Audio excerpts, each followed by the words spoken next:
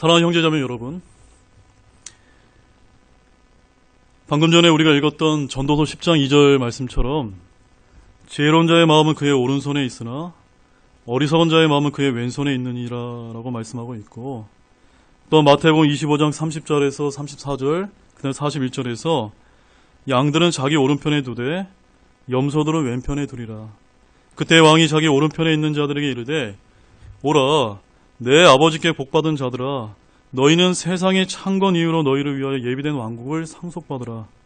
그때 그가 왼편에 있는 자들에게 이르되 저주를 받을 자들아, 너희는 내게서 떠나 마귀와 그의 천사들을 위하여 예비된 영존하는 불에 들어가라. 방금 제가 읽어드린 이런 말씀들은 최근에 제가 오후 설교 시 인용했던 성경 구절들입니다.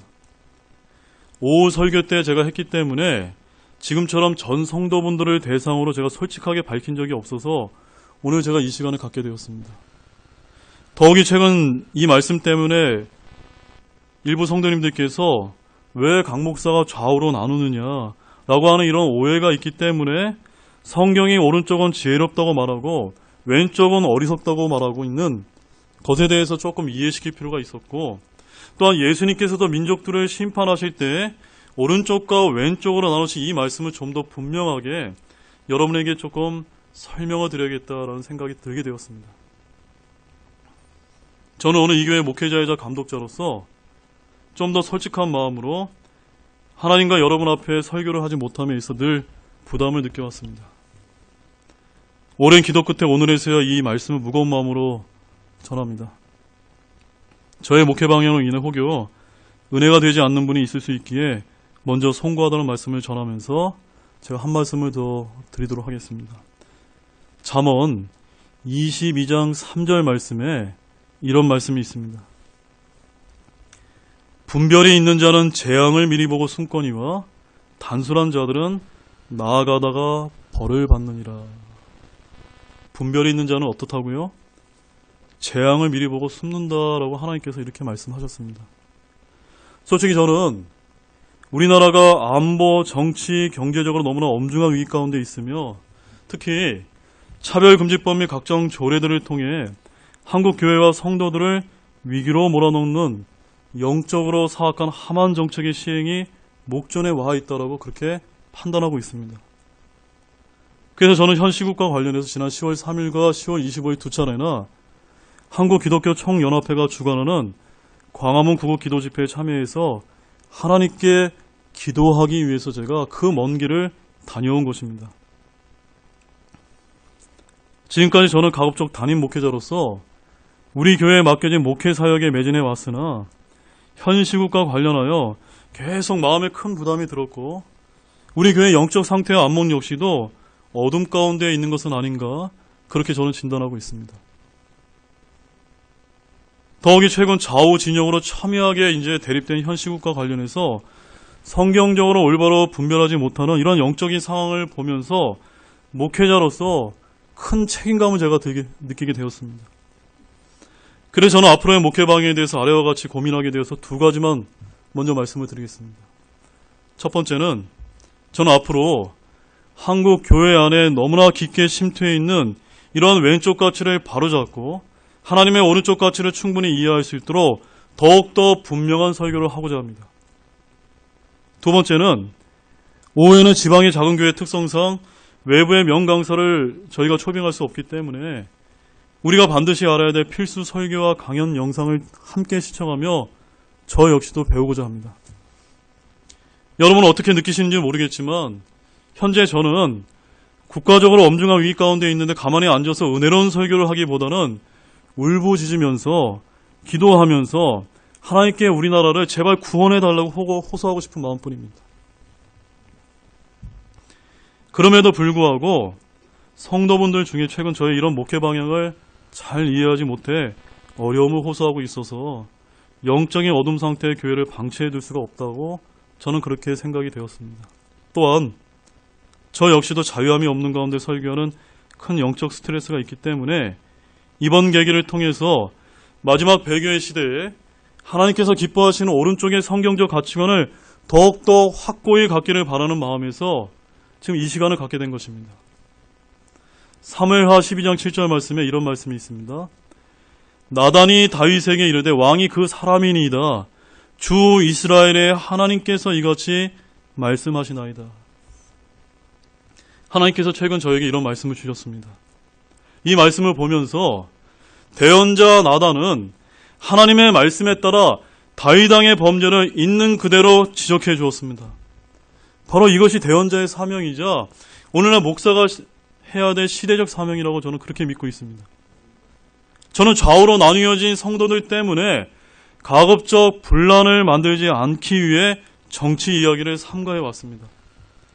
그러나 로마서 13장 1절 말씀처럼 우리는 하나님께로부터 위임받은 세상 권력자에게 복종을 해야 하지만 그가 하나님의 성경적 가치를 훼손하게 될 때 목숨을 걸고 지적해야 된다라고 저는 그렇게 믿고 있습니다. 왜냐하면 우리는 하나님을 기쁘게 하려고 따르는 것이지 사람들을 기쁘게 하려고 해서는 안 되기 때문입니다. 갈라디아서 1장 10절에서 이렇게 말씀합니다. 내가 지금 사람들을 설득하느냐, 하나님을 설득하느냐, 혹은 사람들을 기쁘게 하려고 애쓰느냐, 내가 아직도 사람들을 기쁘게 한다면 결코 그리스도의 종이 아니니라. 저는 주 예수 그리스도의 종이 되고 싶습니다. 여러분도 그렇게 되고 싶지 않습니까? 그런데 이렇게 하는 목사를 정치 목사라고 매도하는 것은 전혀 성경적이지 않습니다. 교회는 국가로부터 정치적 간섭을 받지 않기 위해서 정교분리를 주장하는 것이지 성경의 여러 예들을 보게 되면 얼마든지 가능하다는 것입니다. 다만 세상 정부가 정치적으로 평화롭고 조용하며 우리들의 신앙의 자유로운 삶을 보장하게 될 때는 굳이 정치적인 언급이 불필요하지만 그렇지 못할 때는 불가피하게 우리의 신앙의 자유를 지키기 위한 표명에 대해서 비난하는 것은 성경적으로 맞지 않다는 그런 말씀입니다.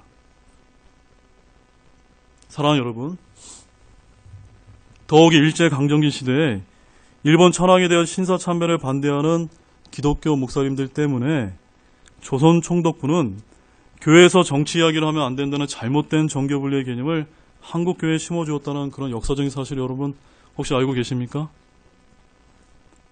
3.1운동을 했던 분들도 대부분 기독교인들이었고 대한민국 건국에 일조한 분들 역시 대부분 기독교인이었음을 역사가 우리에게 알려주고 있습니다.